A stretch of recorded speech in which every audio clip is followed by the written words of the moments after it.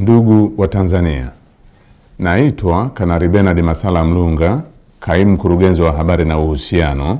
Jeshi la Ulinzi la Wananchi wa Tanzania. Jeshi la Ulinzi la Wananchi wa Tanzania linautaarifu umma wa Watanzania kuwa linaendelea kufuatilia kwa karibu na kutathmini hali ya ulinzi na usalama nchini katika kipindi hiki cha kuelekea uchaguzi mkuu unaotarajia kufanyika tarehe 28 na tarehe 29 mwezi Oktoba mwaka 2025 kama ilivyotangazwa na Tume Huru ya Uchaguzi nchini na Tume ya Uchaguzi Zanzibar. Kwa ujumla, Jeshi la Ulinzi la Wananchi wa Tanzania linaridhishwa na hali ya usalama iliyopo nchini katika kipindi hiki ambacho vyama vya siasa vinaendesha kampeni zao kwa kuzingatia matakwa ya kisheria, kuheshimiana na kuvumiliana kunakooneshwa kupitia kwa wagombea wao wa ngazi za urais, ubunge na udiwani. Jeshi la Ulinzi la Wananchi wa Tanzania linaviomba vyama vya siasa kuendeleza hali ya amani na utulivu wakati wote wa kampeni, kupiga kura na baada ya kupiga kura. Katika hatua nyingine, Jeshi la Ulinzi la Wananchi wa Tanzania linalipongeza Jeshi la Polisi na vyombo vingine vya usalama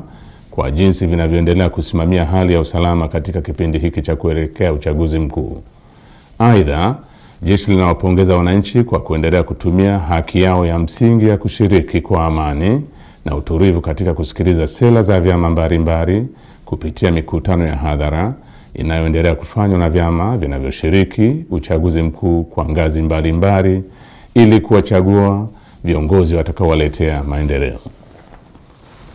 Pamoja na hali ya amani na utulivu iliyopo, bado kumeendelea kujitokeza baadhi ya watu wanaojiita wanaharakati kutoka ndani na nje ya nchi kutumia mitandao ya kijamii kupotosha umma kwa kuweka maudhui yenye kuleta uchochezi kwa kulihusisha Jeshi la Ulinzi la Wananchi wa Tanzania na siasa ili kutimiza azma yao ya uvunjifu wa amani. Jeshi la Ulinzi la Wananchi wa Tanzania linaomba umma wa Tanzania kupuuza machapisho au taarifa ambazo zimekuwa zikionekana kwenye mitandao ya kijamii. Wananchi wanakumbushwa kuwa taarifa zote zinazorihusu Jeshi la Ulinzi la Wananchi wa Tanzania zitatolewa na makao makuu ya jeshi kwa utaratibu rasmi na mawasiliano ya Jeshi la Ulinzi la Wananchi wa Tanzania na umma. Jeshi la Ulinzi la Wananchi wa Tanzania likiwa sehemu ya vyombo vya ulinzi na usalama vyenye dhamana ya ulinzi nchini,